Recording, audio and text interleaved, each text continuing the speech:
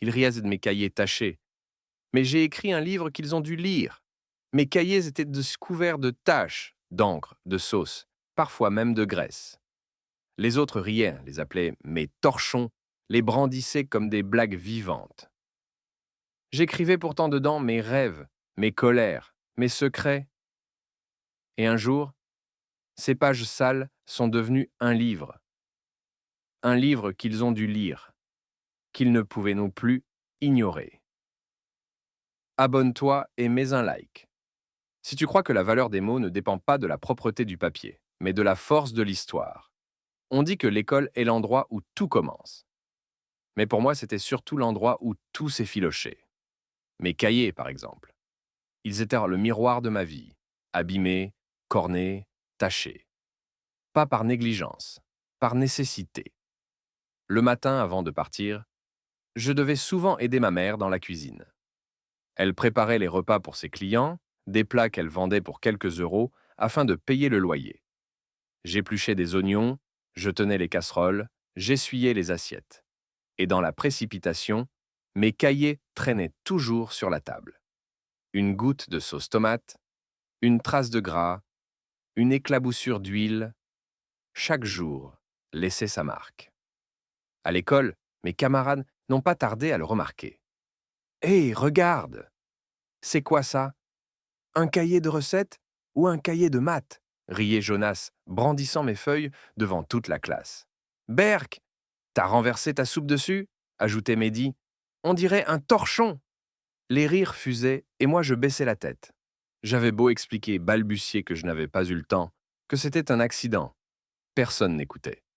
Ma prof de français, pourtant douce d'habitude, fronçait les sourcils en rendant mes copies. Tes idées sont intéressantes, mais tes cahiers sont toujours sales. Tu dois faire plus attention, voyons.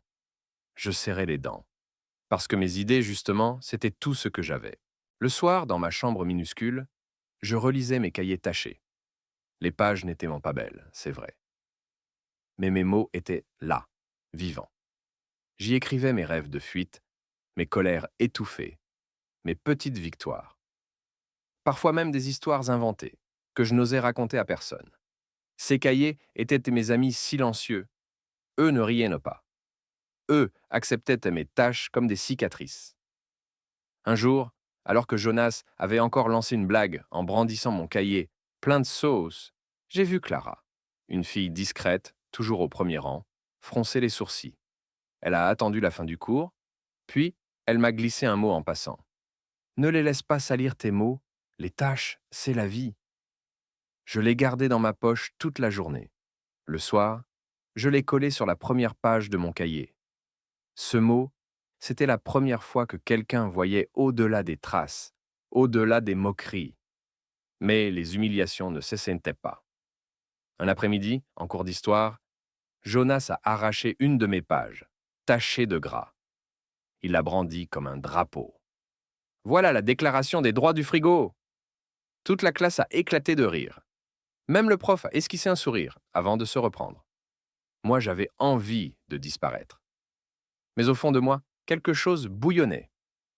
Parce que sur cette page arrachée, il y avait un début d'histoire que j'aimais. Un petit conte que j'avais écrit la veille. Et je me suis dit, un jour, ils ne riront plus. Un jour, ils liront. Pas parce qu'ils voudront, mais parce qu'ils devront. Ce soir-là, j'ai ouvert mon cahier le plus abîmé. Et j'ai écrit en haut de la page blanche, un jour, ces cahiers deviendront un livre. Je n'y croyais pas encore. Mais l'idée venait de naître. Les jours suivants, les crachats de moquerie ont pris la forme d'une pluie fine mais incessante. Jonas et ses amis ont trouvé 1000 façons de m'humilier. Ils repassaient mes cahiers sales à voix haute, inventèrent des titres ridicules, photographiaient mes pages tachées pour les afficher sur les groupes de classe. Les notifications pleuvèrent sur mon téléphone comme des cailloux. Chaque image tournée était une petite pierre qu'ils lançaient à ma fenêtre intérieure. En classe, je devenais une attraction. Les profs, parfois gênés, me regardèrent avec une pitié presque offensive, comme si ma vie ne pouvait être qu'un genre littéraire triste, une leçon de morale à distribuer aux autres. Une fois, pendant l'étude dirigée, la prof de français a pris une de mes feuilles et l'a lue à voix haute. J'ai senti mes mots se dénuder devant la salle entière. Mais quelque chose d'inattendu est arrivé. Elle a relevé la tête, les yeux brillants. Tu as une vraie voix, m'a-t-elle dit, à la fin du cours, quand la salle s'est vidée. Tu devrais venir me montrer ce que tu fais, à la bibliothèque, jeudi soir. J'ai eu envie de refuser. Peur de me dévoiler, peur qu'elle découvre mes fautes, mes tournures maladroites. Mais l'idée d'un espace où mes cahiers ne seraient même pas des monstres à exhiber m'a ouvert une brèche. J'ai dit oui. Je n'ai pas dit à mes parents. Ma mère aurait sans doute souri et m'aurait dit d'y aller, puis m'aurait rappelé les factures et la lessive. J'aurais entendu sa voix, ses priorités, tout ce qui tient une maison debout, et j'aurais de nouveau reculé. Alors je suis allé seul. La bibliothèque municipale du quartier était un vieux ventre de briques, calme et tiède, où les pages semblaient respirer. La bibliothécaire, Madame Hélène, m'a accueilli comme on accueille quelqu'un qui n'a pas encore appris le langage des lieux. Elle n'a pas souri comme les autres. Elle a observé, sérieuse et neutre, comme si elle pesait la valeur d'un livre avant de le classer. Quand j'ai posé mes cahiers sur la table, ils ont grincé comme de petites planches. J'ai senti mes mains moites. J'ai hésité avant d'ouvrir. Les pages se sont déployées, grasses, griffonnées, parfois raturées, parfois éclatantes de phrases que j'avais aimées moi seul. La lumière de la lampe faisait danser les taches en petites comètes. Tu as du désordre, dit-elle enfin. Mais du désordre qui parle. Lis-moi quelque chose. Je ne voulais pas. Mais sa voix était douce, sans jugement. J'ai choisi un texte simple, sur un garçon qui marchait dans la ville et qui voyait des visages qui oublièrent de sourire. Ma voix a tremblé au premier mot, puis au fur et à mesure, quelque chose est venu se poser sur ma langue. La musique de mes phrases. Madame Hélène a clos des yeux comme si elle savourait un vin ancien. À la fin, elle a tapoté la page. Tu dois écrire plus, m'a-t-elle dit. Pas pour eux, pour toi, mais aussi pour qu'ils puissent un jour être obligés de te lire. Ces mots m'ont frappé comme une pierre lancée dans l'eau. Obligé de me lire. L'idée m'a donné la nausée et une force nouvelle en même temps. Je suis sorti de la bibliothèque la tête pleine d'un vertige qui n'était pas de honte, mais d'espoir. À partir de ce jeudi-là, la bibliothèque est devenue mon repère. Je venais après les cours, parfois caché entre les rayons de romans policiers, parfois étalé sur la grande table du fond. Madame Hélène me officiait comme une mentor discrète. Elle corrigeait mes tournures, me montrait comment structurer un paragraphe, me demandait pourquoi je choisissais tel mot plutôt qu'un autre. Elle m'apprenait l'art de faire tenir une idée comme on sculpte une statue en notant l'excès, en polissant la forme. Les pages sales se sont multipliées, mais quelque chose avait changé. Elles n'étaient plus seulement des récipients de tâches. Elles étaient des feuilles de travail. Je recopiais mes textes sur des cahiers neufs qu'elle me prêtait et que je ramenais vite tachés, mais cette fois par l'encre de la nuit et le café des veilles studieuses. Mes histoires prenaient de la profondeur. Elles parlaient de faim, de trottoir, d'odeur de soupe, mais aussi d'un amour naissant pour les petites choses. Le silence d'une boutique le matin, la douceur d'une tranche de pain offerte. Les moqueries n'ont pas cessé, naturellement. Jonas a multiplié les provocations. Une fois, il a collé une photo de mes cahiers sur le tableau d'affichage du hall, titré « Exposition d'art moderne. Déchets et saucisses ». Le panneau a attiré d'autres rires, d'autres commentaires. Mais pour la première fois, j'ai remarqué des réactions différentes. Certains élèves froncèrent les sourcils, d'autres secouèrent la tête. Et il y avait ces minuscules signes. Clara, qui me lançait un regard d'encouragement. Salomé, qui posait une main sur mon épaule. Qui me donnait l'impression que la moquerie avait perdu de son pouvoir absolu. Un soir, alors que je rangeais mes cahiers à la bibliothèque, Madame Hélène a glissé une feuille sous mes doigts. Sur le papier, en lettres nettes, il y avait le concours littéraire de la ville. Thème, les voix du quartier. Une urne, des prix modestes, mais ce n'était pas l'argent qui comptait. C'était la possibilité d'être lu au-delà des murs du collège, d'entrer dans une autre salle, d'avoir un micro qui résonne plus loin que les rires. Envoise, m'a-t-elle dit. Tu as quelque chose de vrai. Ils auront du mal à l'ignorer. Le courage m'a quitté. J'ai hésité. Les doutes ont gratté ma peau. Qui voudrait lire tes tâches? Qui achètera un livre griffonné? Mais la bibliothèque sentait la phrase qu'on met sous les pieds avant de sauter. On se sent plus léger. J'ai laissé ma feuille, une histoire complète. Une quarantaine de pages recopiées, avec des tâches assumées sur les bords, et Madame Hélène a promis qu'elle la déposerait le jour même. La nuit qui a suivi a été la plus longue. J'ai imaginé Jonas en train de déchirer ma feuille. Imaginé les rires encore plus féroces si ma tentative échouait. Mais j'ai aussi imaginé autre chose. Ma mère lisant ses pages, la bouche entr'ouverte. Un voisin me serrant la main. Une main inconnue se posant sur le dos d'un mineur qui avait toujours cru qu'il ne valait rien. L'imaginaire m'a donné un souffle. La peur m'a donné du rythme. Entre les deux, j'ai écrit et réécrit. Comme on aiguise une lame qui n'a pas d'autre rôle que de couper la corde qui nous tenait liés. Quand j'ai glissé ma feuille dans l'urne, je n'ai rien dit à personne. Mais la sensation d'avoir accompli un acte à la fois humble et irréversible, m'a transformé. J'étais passé du côté de ceux qui attendent la bonté à celui de ceux qui la provoquent. Non. Mes cahiers sales ne seraient même plus jamais seulement des preuves d'un manque. Ils seraient comme les témoins d'un travail, d'une patience, d'un refus de disparaître. Et dans la cour, alors que Jonas lançait encore ses blagues, quelque chose avait changé dans mon regard. Il n'était plus la cible unique. J'avais trouvé une arme que ses rires ne pouvaient pas briser. Des mots qui tenaient, une encre qui résistait à la pluie. Je me suis surpris à sourire, pour la première fois sans honte. Le rire, désormais, n'était plus le seul langage possible. Les semaines qui ont suivi le dépôt de mon texte furent un supplice de lenteur. Chaque matin, je guettais la boîte aux lettres, comme si elle pouvait contenir mon destin. Rien, juste des factures, des publicités froissées, parfois une lettre de la mairie. À l'école, Jonas continuait son spectacle. Un jour, il avait dessiné des grosses taches marron sur ses cahiers, les brandissant en criant « Regardez, j'ai le style de l'écrivain !» Les rires ont fusé. Mais cette fois, quelque chose avait changé en moi. Je ne me suis pas effondré.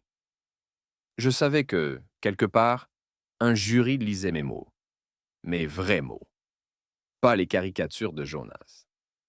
Puis, un vendredi pluvieux, la lettre est arrivée. Une enveloppe blanche frappée du logo de la ville. J'ai hésité à l'ouvrir devant ma mère. Peur de voir un simple « Merci, mais non ». Mais ses yeux fatigués cherchaient un éclat. Alors je l'ai ouverte. Nous avons le plaisir de vous annoncer que votre texte a été retenu parmi les finalistes du concours Les Voix du quartier. Vous serez invité à lire un extrait lors de la soirée publique, vendredi prochain. Mon cœur a explosé dans ma poitrine. Finaliste. Ce mot brillait plus fort que toutes les insultes accumulées. Ma mère a plaqué une main sur sa bouche. Tu vois que ça valait la peine. Je tremblais déjà. Lire en public, devant des inconnus, mon écriture m'avait toujours protégé de ma voix. Mais là, il faudrait affronter les regards. La nouvelle s'est répandue plus vite que je ne l'aurais voulu. Jonas, évidemment, s'en est emparé. Alors, t'es écrivain maintenant. On va devoir acheter ton torchon à la Fnac.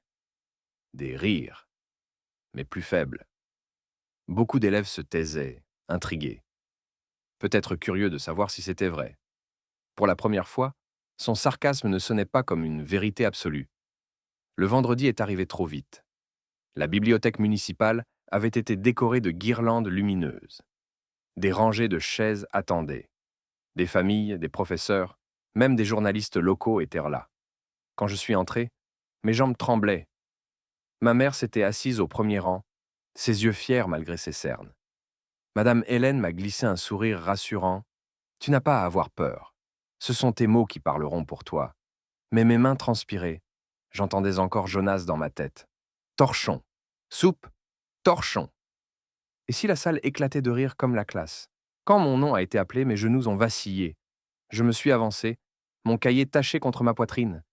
Les projecteurs étaient trop forts, la salle trop silencieuse. J'ai ouvert mon cahier à la page choisie.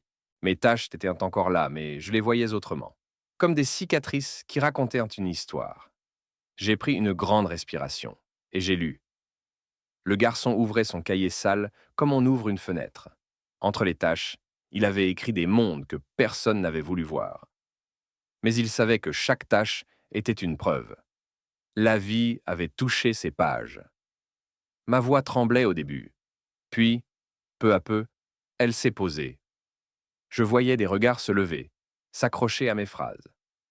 Pas un rire, pas un chuchotement. Juste ce silence dense qui signifie qu'on écoute vraiment. Quand j'ai terminé, mes mains étaient glacées. Je n'osais pas lever les yeux. Puis, soudain, les applaudissements ont éclaté. Pas des applaudissements polis, des applaudissements qui durent, qui gonflent, qui enveloppent. Ma mère pleurait. Madame Hélène souriait, triomphante. Et moi, pour la première fois, je me suis dit, mes cahiers tachés sont devenus une voix. Le lundi matin, en franchissant les grilles du collège, j'avais l'impression que la pluie de la veille s'était transformée en lumière. Pas de projecteur, pas de bibliothèque décorée, juste la cour grise, les casiers cabossés, les voix trop fortes. Mais quelque chose avait changé, pas dans les murs, dans les regards. Des élèves qui d'habitude riaient en me voyant passer, baissèrent la tête, ou, pire encore, détournèrent les yeux. Pas de moquerie, pas de cartons brandis comme des trophées. Un silence étrange flottait, lourd, presque gêné.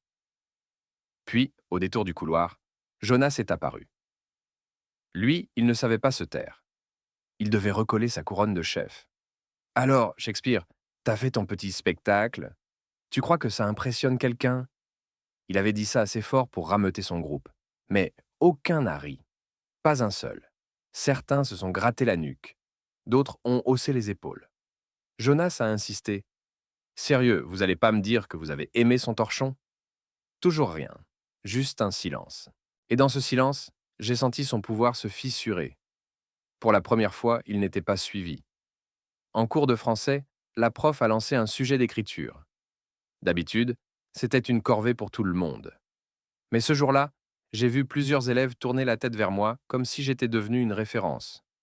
La prof a ajouté en me regardant directement: Et n'oubliez pas, un mot peut être taché, mais s'il touche, il reste. Un sourire discret a traversé mon visage. À la récré, Clara est venue me voir. Elle avait ce regard franc qui ne cherche pas les détours. J'étais là vendredi. Ton texte, il m'a retourné. Tu sais, quand tu as parlé des tâches comme des preuves que la vie avait touché tes pages, j'ai eu l'impression que tu parlais de moi. Je ne savais pas quoi répondre. Alors j'ai rougi, j'ai bafouillé quelque chose d'incompréhensible. Elle a ri doucement. Pas un rire cruel, un rire qui réchauffe. Mais tout n'était pas gagné. Dans les toilettes, j'ai surpris Jonas qui marmonnait à ses copains. Vous verrez, je vais lui faire ravaler son livre de pacotille. Un concours de quartier. Et alors? Ça fait pas de lui un écrivain. Il préparait quelque chose. Je le savais. Son ego ne supportait pas de perdre sa place. Le soir, à la maison, ma mère m'attendait avec une surprise. Sur la table, une pile de journaux locaux. À la une, un petit article. Un adolescent transforme ses cahiers tachés en littérature. Une photo de moi mal cadrée, figée dans mon stress de vendredi soir. Ma mère avait découpé l'article et l'avait glissé dans un cadre qu'elle avait trouvé au marché. Tu vois, dit-elle en souriant, tes tâches valent de l'or. Ces mots m'ont serré la gorge. J'ai posé ma main sur le cadre. Pour la première fois, je n'avais plus honte de mes cahiers. Mais dans un coin de ma tête, une inquiétude grandissait. Jonas n'allait pas s'arrêter là. Et je sentais que l'histoire n'était pas encore terminée. Les jours suivants furent étranges. J'avais gagné un respect silencieux, presque gêné. Les moqueries s'étaient raréfiées, remplacées par des regards curieux. Certains venaient de me poser des questions à voix basse, comme s'ils avaient peur que quelqu'un les surprenne. T'écris encore? Tu crois que tu pourrais m'aider pour ma rédaction? Moi, je hochais la tête, maladroit. J'avais l'impression de découvrir un nouveau rôle. Mais je ne savais pas encore comment l'habiter. Jonas, lui, ne supportait pas ce silence. On dit que le bruit d'un trône qui s'écroule C'est le silence qui suit. Et Jonas vivait cette chute. Alors il cherchait à me faire tomber à tout prix. Un mardi matin, en entrant en classe, j'ai trouvé mon cahier posé sur la table du prof, ouvert, les pages étalées. Et sur la couverture, en grosses lettres noires, quelqu'un avait écrit «L'auteur de pacotille». La classe ricanait déjà. Jonas, appuyé contre le radiateur, souriait. «Oups, t'as oublié ton œuvre, écrivain. T'as vu? On t'a fait une nouvelle couverture.» Les rires ont explosé. Mais cette fois, au lieu de baisser la tête, je me suis avancé. J'ai ramassé mon cahier, lentement. Je l'ai serré contre moi. Puis, je me suis tourné vers eux. «Oui, c'est mon cahier. Oui, il est sale. Oui, il est plein de taches. Mais il contient des histoires que vous avez dû écouter vendredi soir. Et vous savez quoi? Vous étiez silencieux. Tous. Parce que mes mots parlaient en tes yeux plus fort que vos rires. Un silence pesant est tombé. La prof, d'ordinaire si prudente, a pris la parole. Il a raison. Et je préfère 1000 fois un cahier taché qui vit qu'un cahier propre qui reste vide. Cette phrase a claqué comme une gifle. Jonas a blêmi. Il a tenté de rire, mais le son était creux. Mais ce n'était pas fini. Le soir même, une vidéo a commencé à circuler sur les réseaux du quartier. Mon texte, lu à la bibliothèque, y était détourné. Une voix trafiquée, nasillarde, répétait mes phrases en mode parodie. À l'écran, mes mots étaient surlignés en rouge, remplacés par des dessins ridicules, des taches transformées en pizza, des phrases détournées en blagues. Et la légende, le grand auteur du quartier, en exclusivité. La vidéo est devenue virale en 2 jours. Même des élèves d'autres écoles en riaient. Mon nom circulait, pas pour ma victoire, mais pour une humiliation nouvelle. Je me suis enfermé dans ma chambre. J'ai balancé mes cahiers au sol. Les tâches semblaient me narguer. Voilà ce que tu voulais? Tu voulais être lu?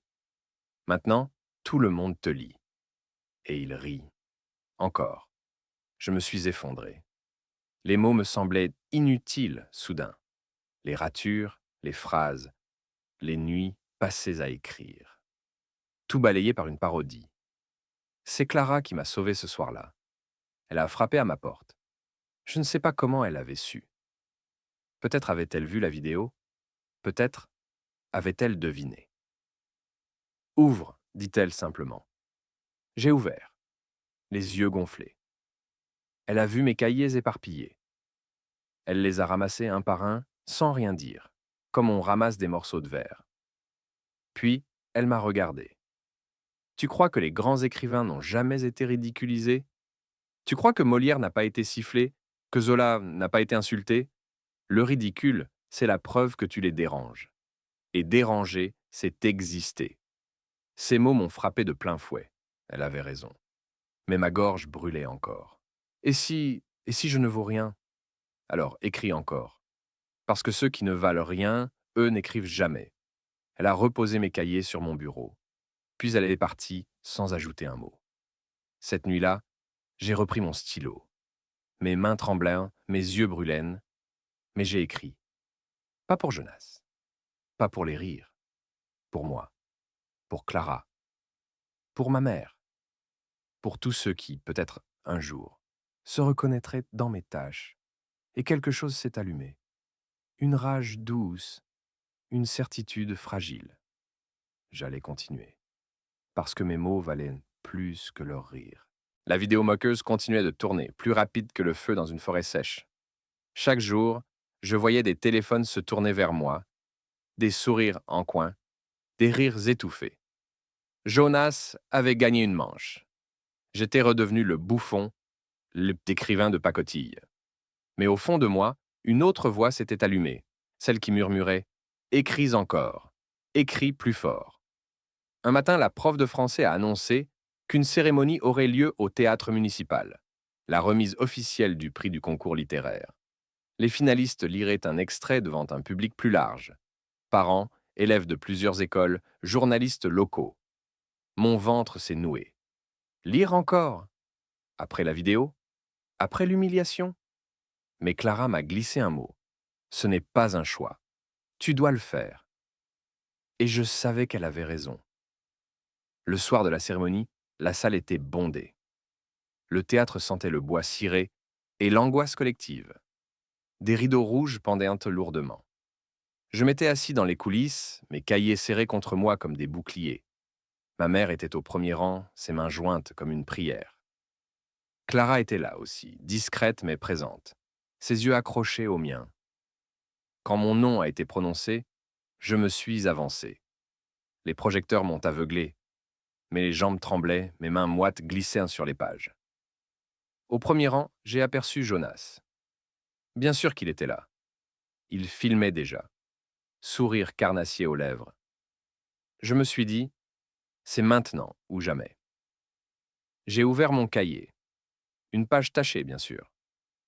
Mais au lieu d'avoir honte, je l'ai montré. On m'a souvent dit que mes cahiers étaient sales, tachés. On en a ri. Mais chaque tâche a une histoire. Celle-ci, c'est de la sauce tomate. Ma mère préparait des plats à emporter pour payer le loyer. Celle-là, c'est de l'encre qui a coulé parce que j'ai écrit trop vite, trop fort. Et celle-là, c'est une trace de pluie parce que je cachais mes cahiers sous ma veste quand je rentrais à pied. La salle écoutait. Personne ne riait. Même Jonas avait cessé de sourire. J'ai repris, plus fort. Les taches ne salissent pas mes mots. Elles les nourrissent, parce qu'elles disent en la vérité que la vie est imparfaite, mais qu'elle laisse des marques. Et ces marques, je les écris. Alors j'ai lu mon texte. Cette fois, pas comme un enfant qui s'excuse, comme quelqu'un qui a le droit d'être entendu. Ma voix s'est posée, claire, ferme. Chaque phrase résonnait comme un coup porté. Quand j'ai terminé, il y eut un silence. Un long silence. Puis, d'un seul coup, la salle a éclaté. Des applaudissements, des cris. Des gens debout. Ma mère pleurait. Ses mains tremblaient. Clara souriait à travers ses larmes. Et Jonas? Il filmait toujours. Mais je savais au fond que cette vidéo-là, il ne pourrait pas la détourner. Parce que l'image d'une salle entière debout, applaudissant mes mots, était plus forte que toutes ces parodies. En sortant de scène, Madame Hélène m'a serré la main. Tu viens de comprendre, dit-elle doucement. Les mots ne sont pas faits pour rester propres. Ils sont faits pour salir le silence. Je n'ai rien répondu. Mais au fond de moi, je savais qu'elle avait raison. Après la cérémonie, ma vie au collège a changé d'un souffle. Pas d'un miracle, non. Les murs n'ont pas disparu, les moqueries non plus. Mais elles s'étaient éteintes comme un feu sans bois. Les regards avaient basculé. On ne voyait plus en moi le gars au cahier sale, mais celui qui a écrit. Le lundi matin, j'ai franchi la grille avec mes cahiers toujours tachés sous le bras. J'étais prête à entendre de nouveau des blagues, des ricanements. Mais ce qui m'attendait était différent, un silence, pas hostile, un silence de respect. Les élèves s'écartaient un peu. Certains hochèrent la tête. Et surtout, personne n'a osé arracher mon cahier. Jonas, lui, n'avait pas changé de visage. Il s'est avancé vers moi, sourire forcé. Alors, l'écrivain, tu dois être content. Tu crois que t'es une star maintenant? Je l'ai regardé, longtemps. Puis j'ai dit, calmement, je ne crois rien. J'écris. Et toi, tu fais quoi, à part rire? Cette phrase, simple, a claqué plus fort qu'une gifle. Ses copains, d'habitude prompts à éclater de rire, ont baissé les yeux. Jonas a voulu répliquer, mais aucun son n'est sorti. Et j'ai continué mon chemin sans me retourner. Quelques jours plus tard, le journal local a publié les textes des finalistes. Mon histoire y figurait, avec mon nom en grand. Le collège a reçu plusieurs exemplaires. La prof de français a distribué les journaux en classe. Et là, moment irréel. Jonas, contraint de suivre, s'est retrouvé avec mon texte entre les mains. Lui, qui avait ri de mes cahiers tachés, devait maintenant me lire. Devait s'asseoir, ouvrir le journal et poser ses yeux sur mes mots. Il a tenté de faire une blague, un ricanement étouffé. Mais personne n'a suivi. Le silence de la classe lui a collé une gifle. Alors, il s'est tu, et j'ai vu ses yeux courir sur mes phrases, malgré lui. C'était ma victoire. À la maison, ma mère avait encadré l'article. Chaque visiteur, chaque voisin y jetait un œil. Elle disait: Tu vois, ce sont ces mots. Même tachés, ils brillent.